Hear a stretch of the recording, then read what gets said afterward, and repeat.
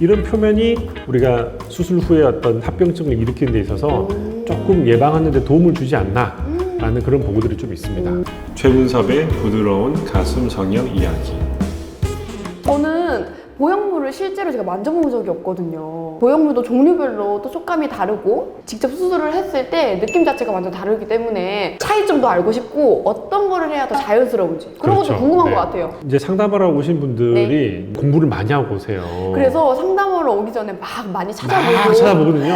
막 노트도 갖고 오고 네. 아우 장난 아니에요. 네. 근데 그 중에 제일 많은 고민이 네. 보형물을 뭐 할 것이냐예요. 그죠? 네. 보형물 좀 주시면은 직접 보면서 얘기하면 네. 더 도움이 될 것 그리고 같아요. 픽 던지면은 딱 받고 이런 거 없어? 네. 아 여기 하나 생겼죠. 보형물. 아 여기도 있습니다.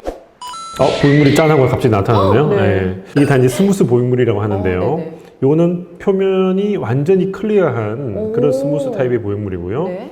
요 두 보형물은 표면이 약간 실키하죠. 어떤 오, 느낌이 약간의 또 질감이 다르네요. 좀 있습니다. 우리가 수술하고 나서 중요하게 생겨하는 모양과 촉감. 네. 사실은 수술이 잘 돼야 돼요. 이런 보형물의 특성은 잘 알고 네. 보형물이 들어갈 공간을 잘 만들어서 수술하는 게 가장 중요한 거예요. 이 여러 가지 타입의 보형물 중에 어떤 보형물을 사용을 하더라도 모양과 촉감은 예쁘게 잘 나와요. 그럼 이 세 개 중에 네. 가장 추천하고 싶은 건 딱히 없고 뭘로 해도 괜찮다라고 하셨는데 하지만 네. 약간의 네. 특성이 있겠죠. 오, 네네. 약간 다른 그럼 점이 하나하나 있습니다. 설명해 주시면 좋을 네네. 것 같아요. 자, 뭐 여기는 뭐 공중파가 아니니까 네. 뭐 브랜드를 말씀드려도 전혀 상관이 없겠죠. 네. 가장 많이 사용하는 보형물 두 개를 꼽으라고 하면은 요거와 요거가 되겠어요. 저는 처음 만졌을 때 좀 슬라임 같기도 하고 제가 슬라임, 생각했던 그렇죠. 촉감이랑 완전 다르게 너무 부드럽더라고요. 제일 많이 사용하는 보형물이 여기 약간 푸르딩딩한 네. 모티바라는 회사의 보형물이고요. 네. 요거는 멘토 엑스트라라고 하는 이름을 가진 보형물이 네. 되겠습니다. 흔히 말하는 맨엑스라고 하는데요. 맨엑스는 미국 FDA 승인이 되어 있는 어떤 부분에 있어서는 좀 검증이 되어 있는 네. 거죠. 모티바는 미국 FDA 승인의 과정 중에 있어요. 네네. 많은 의사들은 조만간에 승인이 나올 것 같다라고 하는 거죠. 그 중에서도 모티바의 어떤 선택이 좀 더 많아요. 둘 다 스무스 보형물이긴 하지만 네. 약간 실키한 표면. 표면이 조금 다르죠. 달라요. 네, 약간 다르죠. 네. 이런 표면이 우리가 수술 후에 어떤 합병증을 일으키는 데 있어서 조금 예방하는 데 도움을 주지 않나 라는 그런 보고들이 좀 있습니다. 공부를 다 하고 오신다고 했잖아요. 네. 공부를 다 해보니까 많은 부분이 모티바가 좀 낫다라고 판단을 하시는 것 같아요. 네. 그럼 나머지 요 하나는 이제 이 하나는 이제 아까 말씀드렸던 네네. 맨엑스와 모티바 보형물은 네. 여러 가지 이유로 조금 고가. 지금 이제 말씀드린 세빈 이런 보형물들은 거기에 비하면 조금 더 경제적인.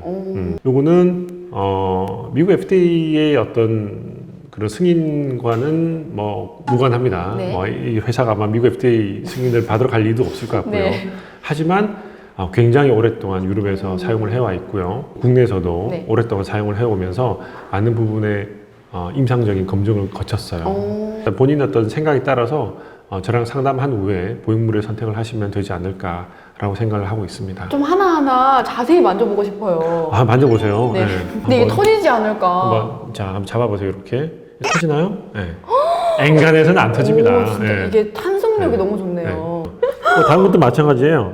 이것도 세빈인데 이게 네, 잘 얘는 터지지 조금 않죠. 더 쫀쫀한 느낌이에요. 그렇죠. 좀 네. 찹쌀떡 같기도 하고. 그다음에 이것도 실제로 이거는 또 촉감이 이게 잘 터지지가 않아요. 하지만 그래도 보형물은 파열될 수가 있어요. 그죠. 우리 몸에 들어가 있어서 오랫동안 장기간에 있으면서 네. 이 보형물의 어떤 한 부분이 우리가 모르는 한 부분이 네. 약간 약해져서 파열이 될 수가 있어요. 뻥 터진다는 그런 이야기는 아니고요. 네. 약간 크랙. 그리고 느낌은 다 다르잖아요. 네, 다 달라요. 저는 일단 처음에 표면이 이게 가장 역시 매끄럽지 않은가. 이게 투명색이어서 그런지 좀 깨끗한 그런 그런 느낌 느낌도 있죠? 들고, 네.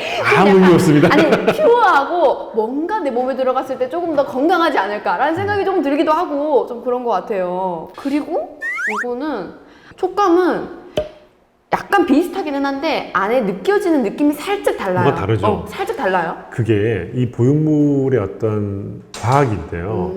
보형물은 이 표면, 네. 우리 쉘, 껍데기라고 하는 네. 쉘과 이 안에 들어가 있는 젤, 충진물로 이제 이루어져 있는데요. 모든 회사들마다 이 쉘의 어떤 두께와 늘어나는 정도, 젤의 어떤 탄성이 다 달라요.